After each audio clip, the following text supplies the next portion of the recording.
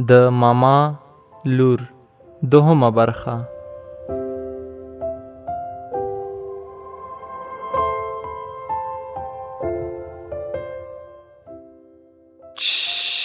چغې مه وهه، سحر یم. ما هم د آرام ساه واخیسته. ورته مې وویل زړه دې رانه وباسه، څوک به داسې کوي؟ ښه وایه څنګه راغلې؟ ساحله مخکې مې هم درته ویلي وو، اوس هم درته وایم، زه له تا سره مینه لرم، زړه مې یې. له تا څخه بغیر زما د زړه کور د یو کنډر معنا لري. تا زما په زړه ځان ته د سرو زرو کور جوړ کړی دی، خو اوس پکې اوسېږي نه. هیله کوم زما ومنه، زه تیاره کابل ته راغلی یم، واده به وکړو، خپل ژوند به جوړ کړو. ښه نو لکه ته خپل پلار نه پیژنې، هغه زوړ خلقي پاتې شوی دی. زما د شیطان نه زیات بدې راځي، هغې سره مې لانجه ولاکه د لاسه کېږي. ساحله د همدې پلار د لاسه خو ما هم هغه کور پرېښی دی. هغه غواړي ما په کندوز کې د ګل اغا زوی ته ورکړي، کوم چې زما ماماګنۍ ده. خو هغه خلک زما نه خوښیږي، هغوی کلیوال دي او زه یوه ښاري نجلۍ یم. ما عصري زده کړې کړي دي. ته ووایه زه د دې سره جوړېږم چې د غوا غولانځو ته کښېنم او شیدې ورڅخه راولشم، یا هم خپل ټول عمر د غواګانو په غوښایو تپلو تیر کړم.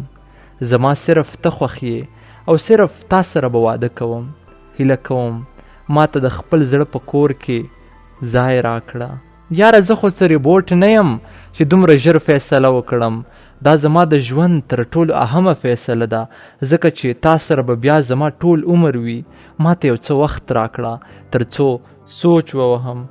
را سره ویې منله. تر سبا سهاره پورې وخت راکړ او له خونې څخه ووته. زه سوچونو په مخه کړم، دا نجلۍ که هر څنګه ده، خو اوس زما د زړه دروازې ته ولاړه ده. په ښایست کې هم کمی نشته او پوهه یې هم ښه ده.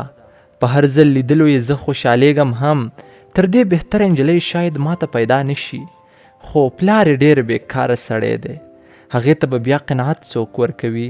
او دا خو له فکره زیاته غټه مسله ده. موبایل مې راواخیست، احسان الله ته مې میسج وکړ، افلاین و. زنګ مې ور وواهه، پورته یې کړ. السلام علیکم. وعلیکم سلام هلکه، واټساپ دې خلاص کړه، یوه خبره درته کوم. ډېر ژر واټساپ ته راغی، ویل یې یاره په دې نیمه شپه کې څه ضروري خبره ده؟ له خوبه دې وباسلو. احسان الله یو مشکل دی یاره. څه؟ ټوله کیسه مې ورته تېره کړه، ډېره ښه مشوره یې راکړه. راته کړی ګوره ساحله، د کورنۍ کوم غړی د ماما کره ورولېږه تر څو د سحر رشته ستا لپاره وغواړي. که چیرې رشته یې درکړه نو ښه خبره ده، او که در یې نه کړه نو بیا د سحر خبره عملي کړه. ما هم همداسې وکړل. مور مې تیاره شوه تر څو ننګرهار ته لاړه شي، خو په دې ورځ یوه نااشنا پیښه وشوه. ماما مې یاسین اکا زموږ کور ته راننوت. یو څه اندېښمن ښکارېده. سحر په خونه کې بیده وه. ماما مې مور ته وویل چې سحر د 3 ورځو راهیسې نادرکه ده. زما ټول ورونه او وریرونه ورپسې ګرځي. هغه خو ډېره ښه نجلۍ وه. نه پوهېږم چې داسې بې شرمه حرکت یې څنګه وکړ. مور مې ما ته راوکتل، ما هم په حیرانۍ مور ته وکتل. اشاره مې ورته وکړه تر څو حال ورته ونه وایي، خو مور مې په اشاره پوهه نه شوه او رښتیا حال یې زما ماما ته ووایه چې سحر خو زموږ په کور کې ده او په خونه کې بیده ده. ماما مې وویل څه سحر دلته ده؟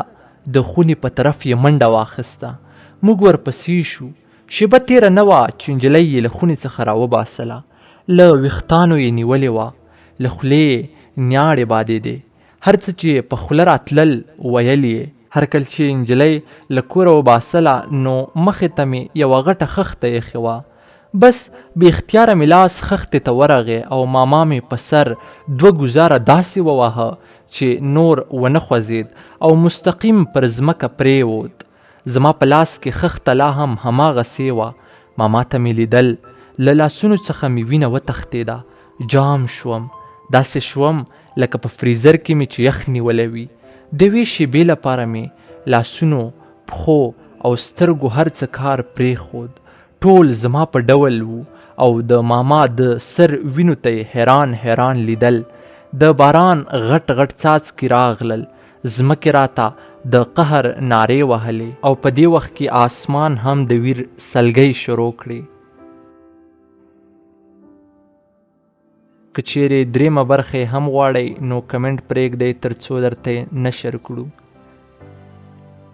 د سادات ټي وي ټولو درنو اوریدونکو، دغه وه زموږ د نن ورځې لنډه کیسه چې ما سید ادریس سادات تاسې ته وړاندې کړه. که څه هم دا برخه یو څه لږه وه، خو دا چې زما طبیعت لږ څه ښه نه و نو ځکه مې ونه شو کولی چې ډېره یې ولیکم. نو له تاسې څخه هم هیله کوم چې ټول ملګري دا لنډه کیسه در سره لایک کړئ او مخکې در سره شیر کړئ تر څو نور ملګري هم ولولي او وګوري. انشاءالله راتلونکې برخې هم هرومرو نشروو.